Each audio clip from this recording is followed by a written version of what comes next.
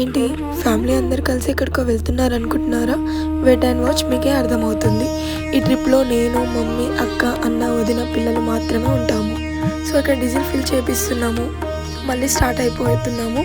So ఆ place ఏంటో reveal చేస్తున్నాను. ఆ ప్లేస్ వచ్చేసి మేడారం సమ్మక్క సారక్క జాతర. సో మేము నైట్ వెళ్ళడం వల్ల ఇదంతా వీడియో తీసుకున్నాను. రష్ కూడా బాగానే ఉంది. సో ఇది వచ్చేసి మార్నింగ్ మా రూము. పిల్లల హడావిడి మాత్రం మామూలుగా లేదు. అందరం రెడీ అయిపోయాము దర్శనంకి. సో దర్శనంకి వెళ్తున్నాము. ఇక్కడ కొబ్బరికాయ, ఫ్లవర్స్, ఇంకా బంగారం తీసుకున్నాము దేవతకి. మార్నింగ్ కదా, ఫుల్ రష్ ఉంది. జనాలు మొత్తం తోసేసుకుంటున్నారు దేవతని చూడడానికి.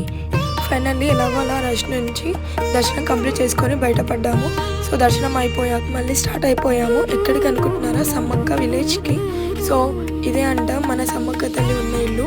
అందరం లోపలికి వెళ్తున్నాము. ఇక్కడ పుట్ట రూపంలో దేవత వెలిసారంట, దర్శనం ఇస్తున్నారంట. ఇక్కడ లక్ ఉన్న వాళ్ళకి పాము రూపంలో కనిపిస్తుందంట ఆ తల్లి. సో లోపల పుట్ట ఉంది, ఇంటి లోపల. మొత్తం మా పెద్ద అయినా హిస్టరీ మొత్తం చెప్తున్నారు.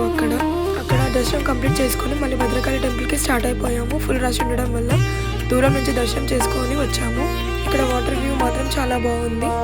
మేము అక్కడ దర్శనం కంప్లీట్ చేసుకొని అయిన వాళ్ళు స్టార్ట్ అయిపోయాము. సో ఇక్కడ దర్శనం చేసుకోవాలని మార్నింగ్ మేడారంలో కూడా మేమేం ఫుడ్ తినకుండా వచ్చాము దర్శనం కోసం. సో టెంపుల్ లోపలికి వెళ్తున్నాము. మా పాప మొక్కుకుంటుంది. ఇక్కడ మేము వెళ్ళేటప్పటికి దర్శనం స్టార్ట్ చేశారు. మల్లన్న పట్టాలు కూడా వేసుకుంటున్నారు చాలామంది అక్కడ. సో బతుకమ్మ బండి అంటారంట, బతుకమ్మ ఆడతారంట. సో ఫైనల్గా దర్శనం చేసుకొని బయటకు వచ్చాము. మళ్ళీ చీకటి అవుతుందని ఇంటికి స్టార్ట్ అయిపోయాము. Such a beautiful memory.